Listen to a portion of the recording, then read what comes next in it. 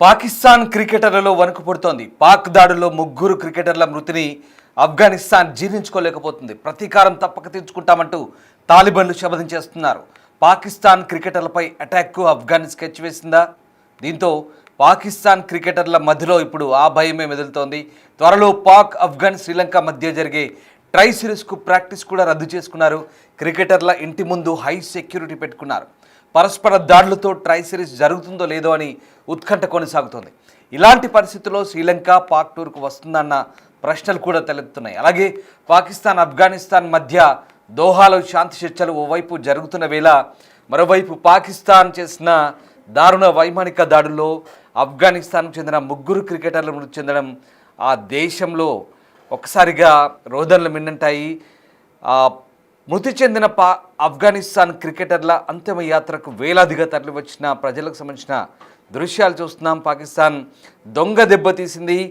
వైమానిక దాడిలో ఏకంగా ముగ్గురు ఆఫ్ఘనిస్తాన్ క్రికెటర్లను హతమార్చడంతో ఒక్కసారిగా పాకిస్తాన్ దొంగ బుద్ధి మరొకసారి బయటపడిందని చెప్పాలి. ఆఫ్ఘనిస్తాన్లోని పాక్తికా ప్రాంతంలో పాకిస్తాన్ జరిపిన దాడుల్లో తమ ముగ్గురు క్రికెటర్లు చనిపోయినట్టుగా ఆఫ్ఘనిస్తాన్ క్రికెట్ బోర్డు ఏసీబీ తెలిపింది. ఈ దాడులను ఖండిస్తూ ఒక ప్రకటన కూడా ఇచ్చింది. నవంబర్లో పాకిస్తాన్తో జరగబోయే ట్రై సిరీస్ నుంచి తప్పుకోవాలని ఇప్పటికే ఆఫ్ఘనిస్తాన్ డిసైడ్ అయింది. ముగ్గురు ఆటగాళ్ల ఫోటోలు షేర్ చేసిన ఏసీబీ శుక్రవారం సాయంత్రం పాకిస్తాన్ చేసిన దాడులు తమ ఆటగాళ్లను లక్ష్యంగా చేసుకున్నారంటూ తెలిపింది. ఇక ఈ దాడులకు ఆఫ్ఘనిస్తాన్ ప్రతీకార చర్యలకు దిగుతుందేమో భయంతో ఇప్పుడు పాకిస్తాన్ క్రికెటర్లకు ఉచ్చపడుతోంది. వణికిపోతున్నారు. వాళ్ళ ఇళ్ల దగ్గర సెక్యూరిటీ పెంచుకున్నారు. పాకిస్తాన్ చేసిన దుశ్చర్యలకు ప్రతీకారం తప్పదేమోనన్న భయంతో పాకిస్తాన్ క్రికెటర్లు వణికిపోతున్నారు. ఆఫ్ఘనిస్తాన్ క్రికెట్ బోర్డు చెప్తున్న వివరాల ప్రకారం ఈ దాడిలో క్రికెటర్లు కబీర్, అలాగే సిబ్కతుల్లా, హాదున్ సహా మరో 5 పౌరులు చనిపోయారు. ఆటగాళ్ల గౌరవార్థం ఈ విషాద ఘటనకు స్పందనగా నవంబర్ చివరిలో పాకిస్తాన్తో జరగబోయే ట్రై సిరీస్ను తప్పుకోవాలని ఆఫ్ఘనిస్తాన్ నిర్ణయించింది. అదిగో చూస్తున్నారుగా ఆఫ్ఘనిస్తాన్ క్రికెటర్ల బొమ్మలు ఇవి.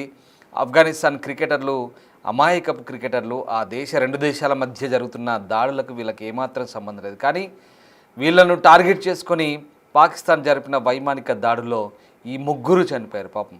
ఆ ముగ్గురితో పాటు మరొక 5 పౌరులు, సివిలియన్స్. పాకిస్తాన్ ఎప్పుడు చేసేది అదే, దొంగ దెబ్బతీస్తుంది. పౌరులను టార్గెట్ చేసుకొని, పౌరులను లక్ష్యంగా చేసుకొని దాడులు చేస్తుంది. మన మీద కూడా ఆపరేషన్ సింధూర్ అయినప్పుడు ఇలాగే డ్రోన్లు, మిసైళ్లతో మన జమ్మూ కాశ్మీర్ సెక్టార్ల వెంబడి ఇలాగే దాడులు కొనసాగించింది.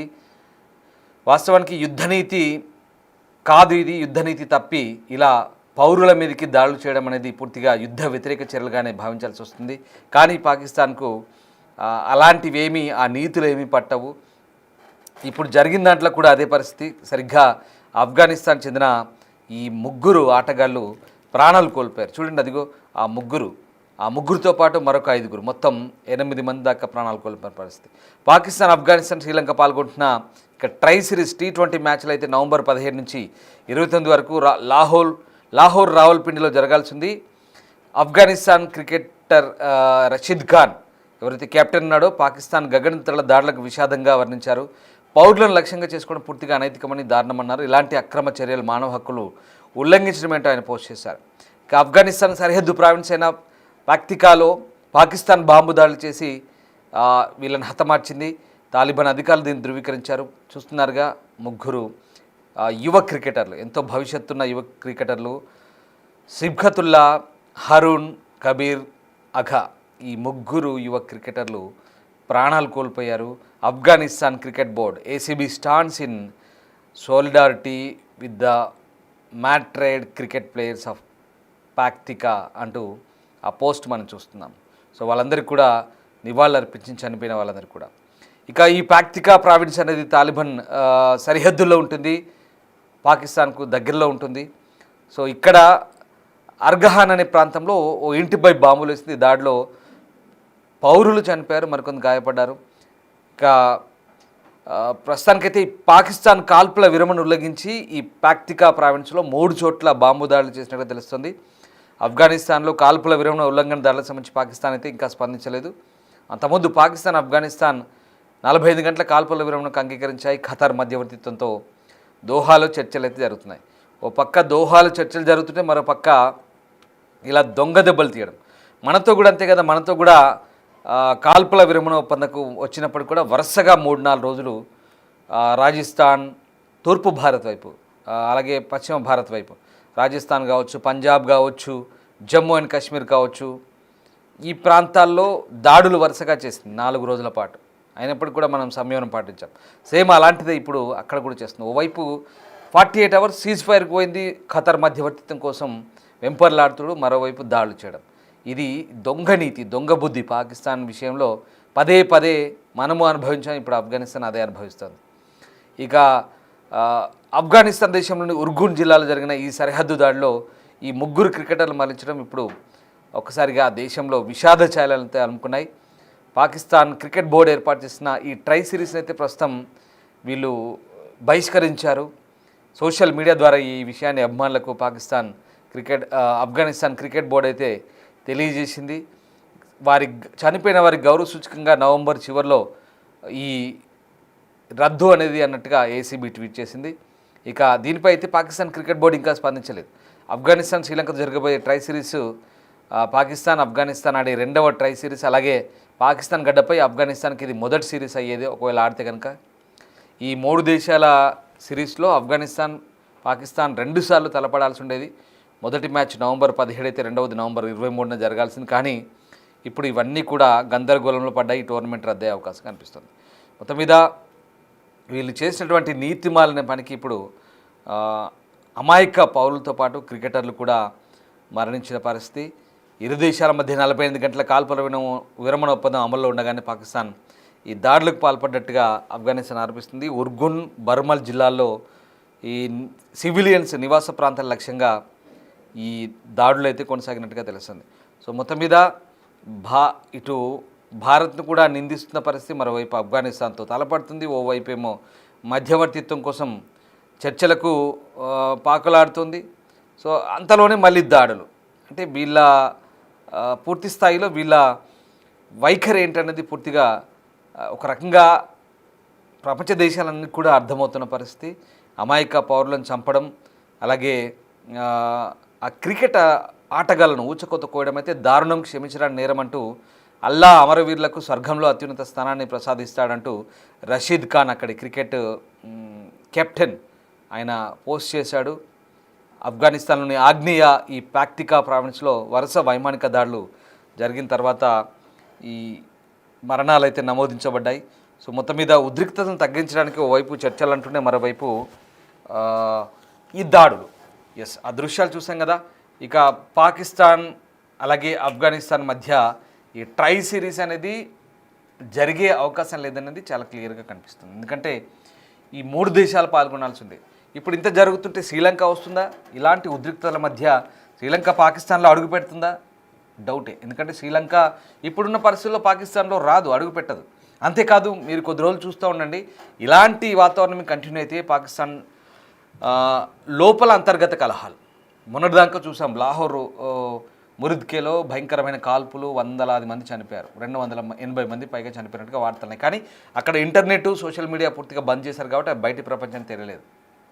అలాగే ఓవైపు ఇటు ఆఫ్ఘనిస్తాన్తో శత్రుత్వం, ఓవైపు మనతో కయ్యానికి కాలు దిగుతారు, ఓవైపు బాలూచిస్తాన్, ఓవైపు మధ్య పాకిస్తాన్లో అల్లర్లు.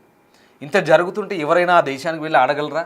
ప్రశాంతంగా ఆడే వాతావరణం కనిపిస్తుందా? ఒక్కసారి కామెంట్ చేయండి. ఎందుకంటే ఒక్క విషయం మాత్రం గ్యారంటీ, రాబోయే రోజుల్లో Pakistan is a most dangerous country అనేది చాలా పక్కాగా ముద్ర వేసుకోబడుతుంది. ఎందుకంటే ప్రపంచంలో కొన్ని దేశాల జాబితా ఉంటుంది, ఈ దేశాలకు వెళ్ళొద్దు, చాలా భయంకరమైన దేశాలు, అక్కడ సెక్యూరిటీ ల్యాబ్స్ ఉంటాయి, ఖచ్చితంగా అక్కడ వెళ్తే పౌరులకు ప్రాణం అంటూ కొన్ని దేశాలు అడ్వైజరీ జారీ చేస్తుంటాయి. బహుశా అలాంటి సిచ్యువేషన్ ఖచ్చితంగా పాకిస్తాన్కి వస్తుందేమో అనిపిస్తుంది రాబోయే రోజుల్లో. ఎందుకంటే పాకిస్తాన్కి వెళ్తే నిజంగా భద్రత కరువు, ఎప్పుడేం జరుగుతుందో తెలియని పరిస్థితి. పాకిస్తాన్ అన్ని కోణాల్లో, అన్ని వైపులా, అన్ని మూలల్లో ఇదే పరిస్థితి. లా అండ్ ఆర్డర్ కూడా పూర్తిగా చాలా వరస్ట్గా ఉంటుంది. ఓవైపు వాతావరణ పరిస్థితులు, సరే వాతావరణం అంటే అది ప్రకృతి, మనం దాన్ని ఛాలెంజ్ చేయలేం, దాని గురించి మాట్లాడద్దు కూడా. సరే, అది వాతావరణం పరిస్థితులు పక్కన పెడితే వాస్తవానికి పాకిస్తాన్లో అక్కడ పాలకులు, అక్కడ పరిస్థితులు అలా ఉంటాయి. సో పాకిస్తాన్ ట్రై సిరీస్లో శ్రీలంక కూడా రాదు, ఆఫ్ఘనిస్తాన్ బహిష్కరించింది. ఇప్పుడు ఇదంతా ఇలా ఉంటే ఇప్పుడు భయపడుతున్నారంట పాకిస్తాన్ క్రికెటర్లు, సెక్యూరిటీ పెంచుకున్నారు వాళ్ళ ఇళ్ళ దగ్గర. వాళ్ళ ప్రభుత్వం చేసిన పనికి వీళ్ళు ఎక్కడ టార్గెట్ అవుతామేమోనని భయం. వాళ్ళని ఇలాగా ఎయిర్ స్ట్రైక్స్లో కాల్ చంపారు, వీళ్ళని కూడా అలాగే చంపుతారేమో అని వీళ్ళకు వణుకు పుడుతుంది. వాళ్ళు చేసిన పనికి పాకిస్తాన్ క్రికెట్ బోర్డు అధికారులు కూడా నోరు మోసుకొని ఇప్పుడు కుయ్యమనట్లేదు, చప్పుడు చేయట్లేదు. పాకిస్తాన్ క్రికెటర్లు అయితే సరే అవకాశం దొరికితే వెకిలి చేష్టలతో పిచ్చి పిచ్చి హావభావాలతో భారత్ పైన మొన్న జరిగిన మ్యాచ్లో ఎంత చిల్లర వేషాలు వేస్తారో తెలుసు కదా. ఇప్పుడేం మాట్లాడతారా సన్నాసులారా మీరు చెప్పండి. ఇప్పుడు పాకిస్తాన్ క్రికెట్ ప్లేయర్స్ ఒక్కసారి గుండె మీద చేసుకొని చెప్పండి. ఇది నిజంగా క్రీడాస్ఫూర్తి కనుక మీకుంటే మీరు ఖండన చేయాలి కదా. క్రీడాస్ఫూర్తి ఎక్కడది మీకు? నీతులు మాట్లాడతారు, భారత్ అట్లా ఇట్లా క్రీడాస్ఫూర్తిని తప్పింది, భారత్ మాకు షేక్ హ్యాండ్ ఇవ్వలేదు, భారత్ మాకు చేతిలో చేయగలిపి మమ్మల్ని ఊపలేదు, ఇక మేము చేసిన పనికి మమ్మల్ని చేతిలో చేయగలిపి వాడికి షేక్ హ్యాండ్ ఇచ్చి మనం వాడిని తారీఫ్ చేయాలంట. ఇదిగో వీళ్ళు చేస్తున్న పని ఇది. ఇప్పుడు ఖండించాలి కదా minimum. Pakistan cricket control board PCB అయినా అట్లీస్ట్ ఒక ప్రకటన చేయాలి, అట్లీస్ట్ ఖండన చేయకపోయినా విచారమైన వ్యక్తం చేయాలి. ఆటగాళ్ళు చనిపోతే అది క్రీడాస్ఫూర్తి అంటారు. పాకిస్తాన్ ఆటగాళ్ళైనా స్పందించాలి, అది క్రీడాస్ఫూర్తి అంటారు. తోటి ఆటగాళ్ళు చనిపోతే అది ఏ దేశమైనా సరే ఎవరైనా సరే ఆటగాళ్ళ ఆ కోణంలో చూడాలి కదా. ఇక్కడ ఎవరు స్పందించలేదు, పైగా వాళ్ళని ఎక్కడ చంపుతారో అని వణుకు భయం. ఆఫ్ఘనిస్తాన్ పేరు చెప్తేనే ఇది పడుతుంది. సో అది పరిస్థితి. సెక్యూరిటీ పెంచుకుంటున్నారు.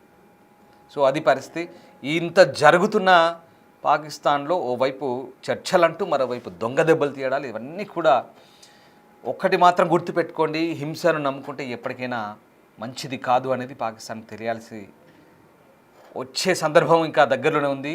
హింసను తీవ్రవాదాన్ని నమ్ముకుంటే ఖచ్చితంగా పాకిస్తాన్ అదే తీవ్రవాదానికి అదే హింసకు బలయ్యే రోజులు ఎక్కువ దూరంలో లేవు. ప్రస్తుతం జరుగుతుంది కూడా అదే. ఇంకా ఆ మార్గాన్ని వీడి సక్రమ మార్గంలో పోయి శాంతి లేదా అభివృద్ధి వైపు లేదా సామరస్యం వైపు తొంగి చూసి ఇతర దేశాలతో సఖ్యత్వం మెదులుతేనే పాకిస్తాన్కు భవిష్యత్తులో ఖచ్చితంగా మంచి రోజులు ఉంటాయి. లేదంటే ఎలాంటి పరిణామాలు ఉంటాయో ఒక్కసారి మీరే కామెంట్ చేయండి. Thank you very much.